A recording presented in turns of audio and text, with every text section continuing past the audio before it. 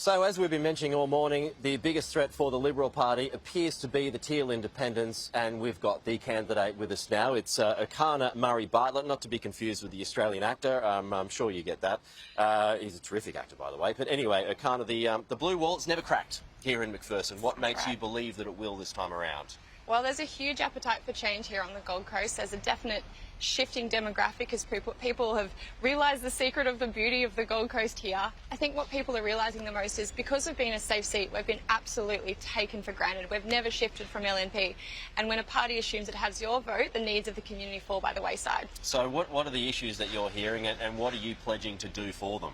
The number one thing, as we've been talking about, is cost of living. I think specifically here on the coast, under that is housing affordability. I mean, someone that earns a really great salary, $100,000, would be losing 54% of that salary to rent, which is an astronomical amount. And that's squeezing the 75,000 small businesses we have here on the coast as the workforce has to move into more affordable suburbs.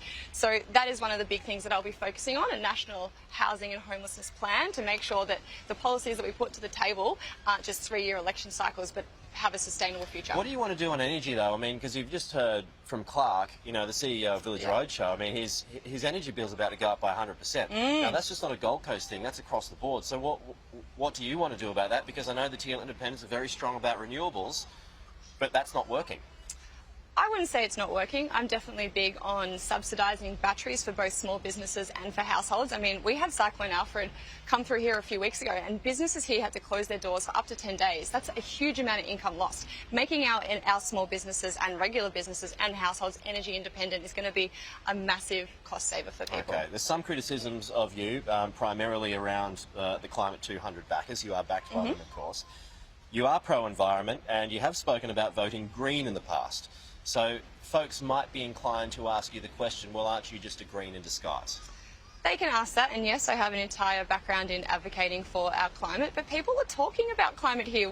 Look where we live. It's an amazing place, and it's so vulnerable to climate change with Cyclone Alfred just coming through.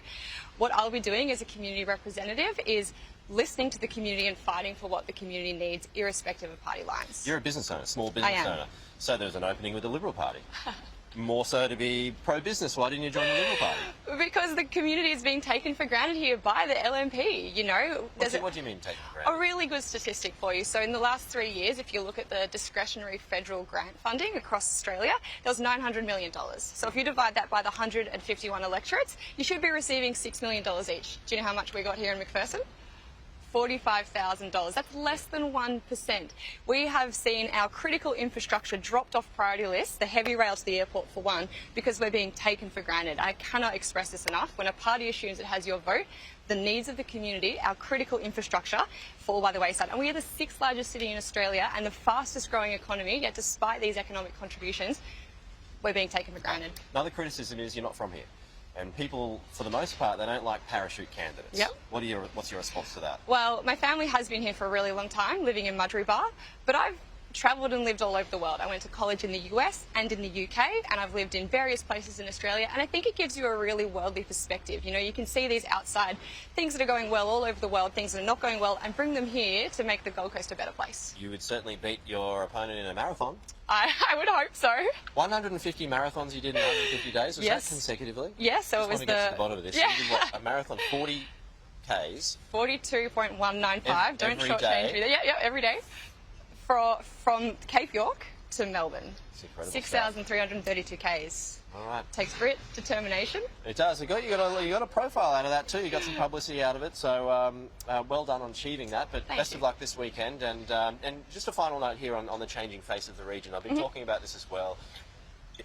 It's often seen as an inevitability in some parts because of a younger, more progressive vote that's coming in. If it's not this election, are you sticking around? Do you see it potentially coming more into play in 3 years? Yes, I mean, I'm absolutely focused on May 3rd, and I'm throwing everything at May 3rd. But, you know, in the chance that it doesn't happen, yeah, I think having a strong candidate in 2028 will keep the LNP kind of focused on making sure the Gold Coast is being looked after. All right, Erchana, I really appreciate your time this morning. Thank you so much. We'll talk to you again soon. Appreciate it. So there you go. We've heard from the Teal independent and also the Liberal candidate. Yeah, they're not so much worried about the Labor Party this time around. It's more the Teals. So We'll see how that goes. Well, there's a different teal colour though, I should say. You might have noticed there is the yellow hats they're wearing instead of that teal kind of aqua colour. But anyway,